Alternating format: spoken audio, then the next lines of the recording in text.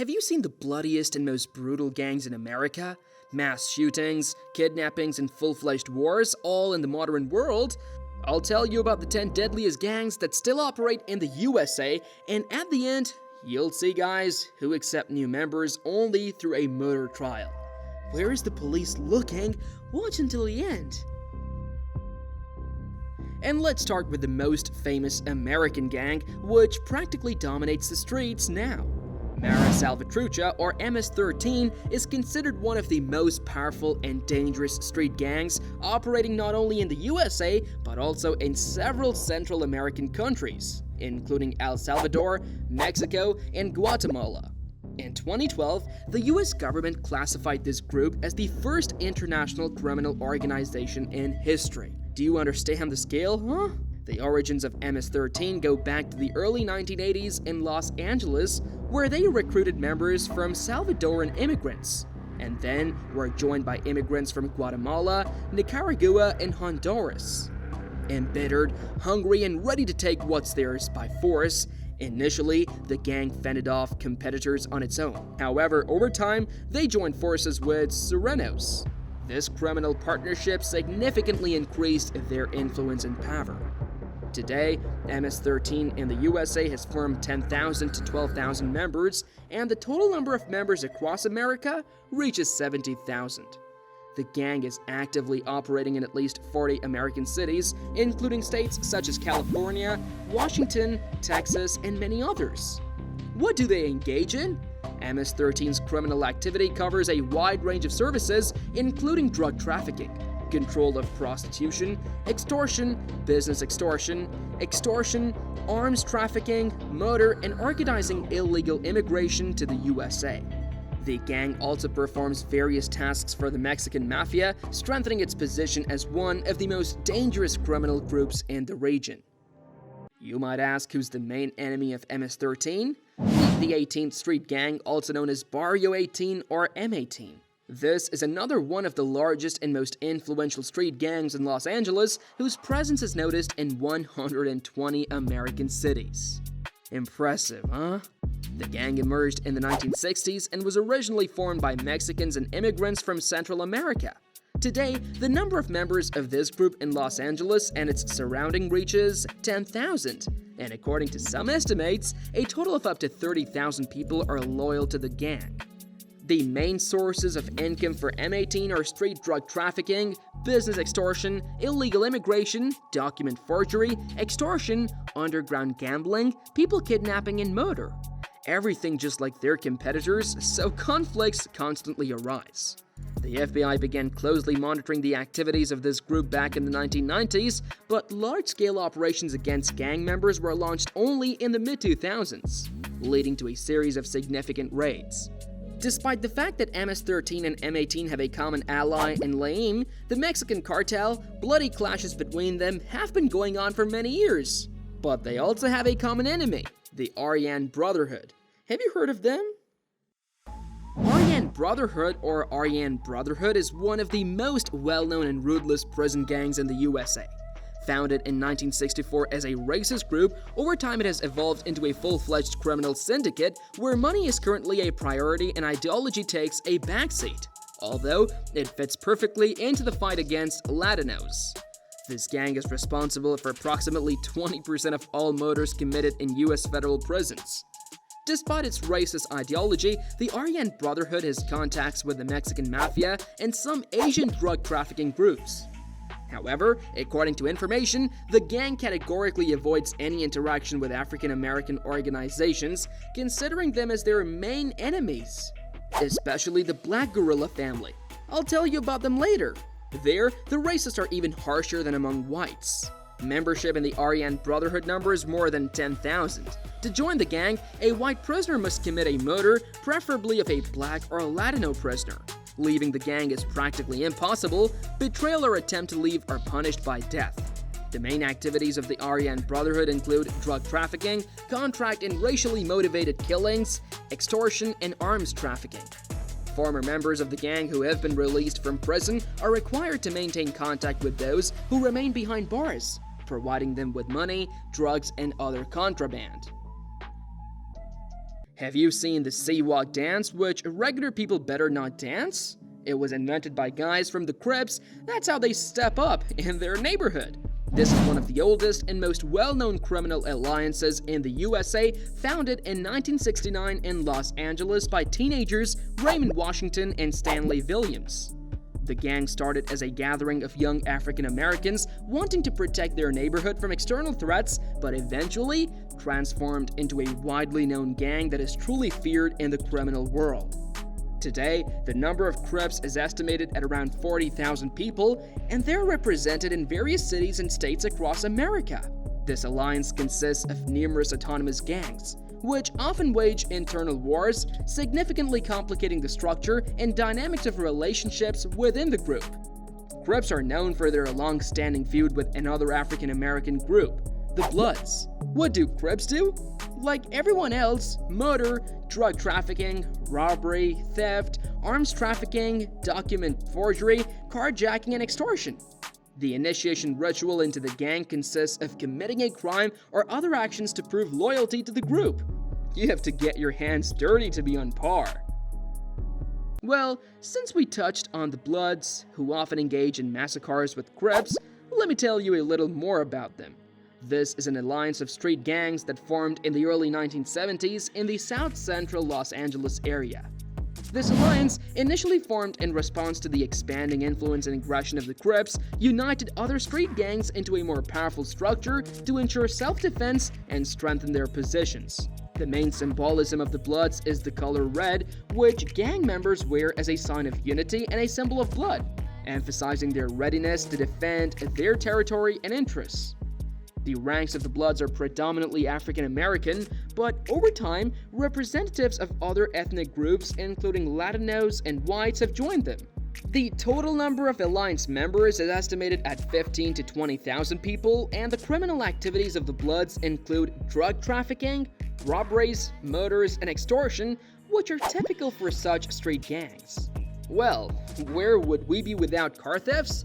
In some areas, even authorities advise ordinary residents not to drive into. At best, they provoke car accidents and will blackmail you or simply point a gun at you and take your car. What to do in case of a car theft, or if you just get into a car accident in America, where to turn for help, where to find a competent lawyer, how to get compensation if you don't have insurance. The accident company America helped its clients receive $21 million in compensation. Here, you will definitely get answers to all your questions of interest. Link in the description. Nazi Lowriders or Nazi Rebels are a prison gang that originated in Southern California. Originally founded in the 1970s, by 1996 it had only 28 members. Since then, the group has grown significantly and now numbers around 5,000 members, both free and incarcerated. This gang is known for its close ties to other racist groups such as the Aryan Brotherhood and the Ku Klux Klan. Nazi Lowriders actively feud with groups such as the Bloods, Crips, and Mara Salvatrucha, as well as practically all African American and Latino gangs.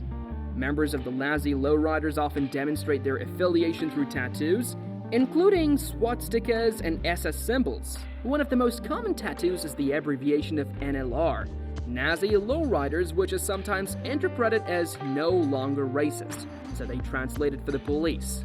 The activities of the Nazi Lowriders in prisons and on the streets most often include acts of racist violence aimed at strengthening their positions in the prison hierarchy or in the area. The main source of income for the gang is the trade and production of methamphetamine. This is one of the most brutal and aggressive groups, which speaks little but acts sharply. Well, where would we be without bikers if we're talking about America? Hells Angels Motorcycle Club, one of the most famous and largest motorcycle clubs in the world, began its activities in 1948. According to legend, the club originated from 303rd Bombardment Squadron of the US Air Force during World War II, called Hells Angels. After the war, left without jobs, former pilots began to unite in motorcycle clubs, starting a new life in motorcycles. Over time, Hells Angels grew from just a motorcycle club into a full-fledged organized crime group. Although many members claim that their goal was only to participate in public events, such as fundraisers and organizing biker parties, the club is also involved in a number of illegal activities. Law enforcement agencies around the world accuse Hells Angels of involvement in drug trafficking, extortion, sale of stolen property, violence, and even murders. In particular, the leader of the Australian branch was convicted of a contract killing. And where would we be without weapons? Bikers are considered the main suppliers of guns on the black market. However, despite this, the club also owns legitimate businesses such as gyms and tattoo studios. Almighty Vice Lord Nation, AVLN, or the Nation of the Almighty Vice Lord, is one of the largest and oldest street gangs originating in Chicago in 1958. Since then, the gang's membership has grown to approximately 35,000 people, making it a significant force in the city's criminal world. Originally known as Vice Lords, the gang started its activities with robberies, thefts, intimidation, extortion, and violent attacks. However, over time, gang members attempted to change their public image, renaming themselves to the Conservative Vice Lords and starting to carry out some socially useful initiatives, such as creating playgrounds for children. But you won't make money in that, as you understand. The gang's criminal activity continued. They engaged in extortion, and business owners who refused to pay for protection were often kidnapped or killed. They just did it less openly than before. Interestingly, Willie Lloyd, one of the former leaders of the AVLN, tried to change his life and quit drugs in 2001 after a series of arrests. But they didn't let him leave so easily, because in 2003, there was an assassination attempt, after which he was paralyzed. That's where they left him alone, showing others what condition you can leave the gang in if you want. Traditionally, AVLN is allied with the Bloods gang, sometimes doing dirty work for them.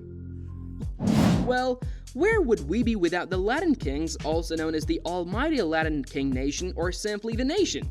This is one of the most numerous and organized gangs consisting of Latin American immigrants.